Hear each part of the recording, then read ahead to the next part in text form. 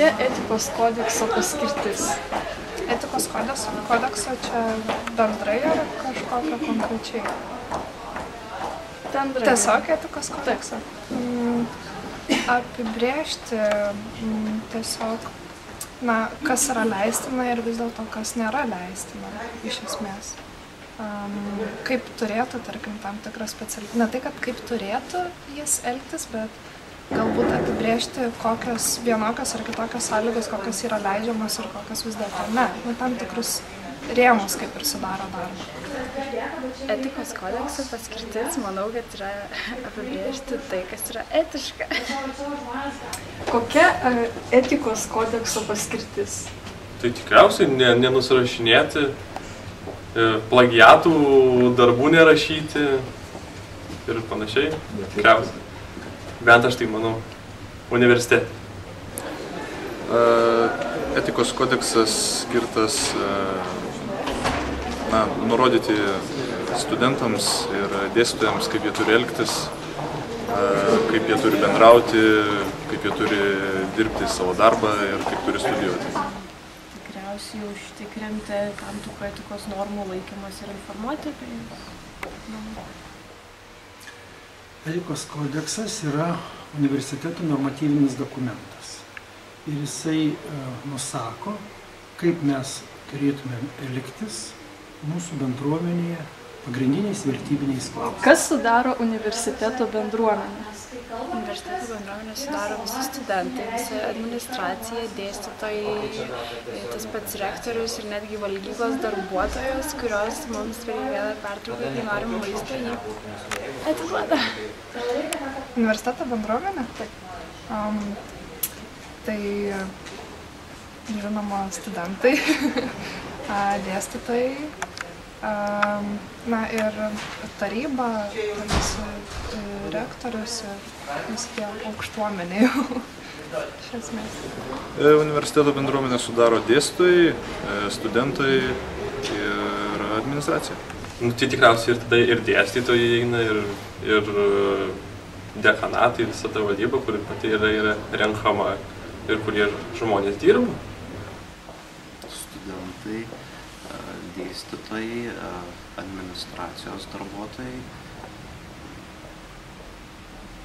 ir, nežinau, kiti žmonės suteikiantis kažkokias paslaugas studentams arba galbūt dėstytojams ir kitiems darbuotojams. Universiteto bendruomenę sudaro pirmas žmogus, kurį sutinkate įėję pro universiteto duris. Tai gali būti valytoja, tai gali būti budėtojas. Ir tada mes sutinkam studentų, dėstytojų, administracijos darbuotojų, ir kartais sutinkam rektorių, senato pirmininką ar netgi tarybos pirmininką, kuris nėra iš universiteto tiesiogiai dirbančių žmonių, yra iš šalies, bet jis rūpinasi mūsų universiteto reikalais. Bet čia yra tokia skaitlinis atsakymas. Tai daugiau, tai ką išvardinau, pasakyčiau, dar pakol kas tai yra žmonių grupė, kuri vadinasi MRU. Bet kai jūs užduodat klausimą bendruomenė, tai va štai, kad tapti tą bendruomenę, reikia dėti daug pastangų ir nustatyti tuos tarpusavio ryšius, kasgi mus sieja.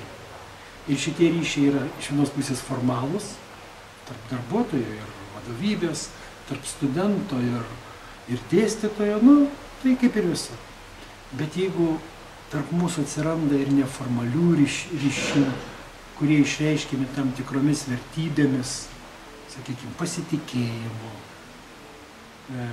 atjautos, solidarumo ryšių, bendro džiaugsmo, kai mes susirenkam dėl kažko pasidžiaugti ir taip toliau, štai tada mes jau pradedam eiti bendruomenės keliu, jungimosi keliu ir tiesiog tada tu žinai, kad čia tau gera ne tik todėl, kad tave čia gerai moko, gerai pavalgdina, bet tu tada žinai, kad čia tau tiesiog gera, kadangi su tavim gerai elgėsi, pagarbiai elgėsi ir taip toliau, sąžiningai elgėsi. Suprantat, atsiranda tam tikri vidiniai dalykai mūsų siejantis, kadangi mes to visi norim. Tai va toks darinys jau vadinamas bendruomenė.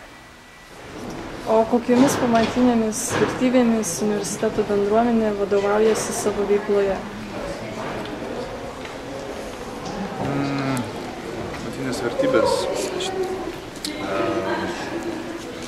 Galbūt komunikacija, bendradarbiavimas, lygybė tarp studentų, dėstytojų.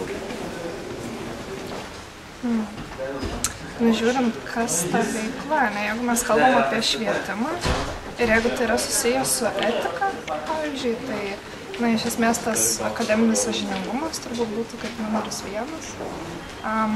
Pagarba vieni kitiem, žinoma, kad nebūtų kažkokių diskriminacijų tiek studentų tarpe, tiek tarp dėstytojų ir studentų.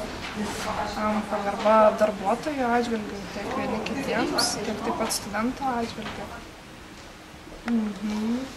Tai tikriausiai kokio galbūt teisingumo, ne? Čia dar Sąžiningumo. Sąžiningumo irgi. Teisėtumo, bendradarbiavimo galbūt kokio. Pamatinėmis vertybėmis, manau, kad bendruomeniškumas, akademiškumas ir visas panašios skambas frazės. Etikos kodekso tikriausiai vadovaujasi. Korupcija gal dar nežinau, jeigu neįda. Iš tikrųjų, šiandien atsakymo tokio vienpusiško ir nėra. Todėl, kad jeigu pasakom vadovaujasi bendruomenė, tai tada darant kokią nors sociologinę apklausą, bent jau trečdalis sutiktų studentų arba dėstytojų turėtų išvardinti tas pačias vertybes. Ir aišku, jeigu jūs pabandytumėt padaryti tokį eksperimentą, tai to tikriausiai nebūtų. Mes kiekvienas pasakytumėm taip, kaip mums atrodo. Kodėl? Todėl, kad iš tikro tik pastaraisiais 2-3 metus mes pradedam formuoti šitą dalyką. Iki tol kažkaip atrodė, kad visi suprantam, kad čia viskas pas mus turi egzistuoti, ir sąžiningumas, ir dorovingumas, ir kiti dalykai, neformuojant savaime. O juk savaime tai nesigauna. Mes esame labai skirtingi žmonės.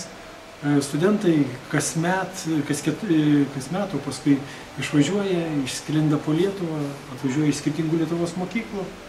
Tai atvežam skirtingas vertybės ir čia turim jų ieškoti, bandyti atsakyti klausimus.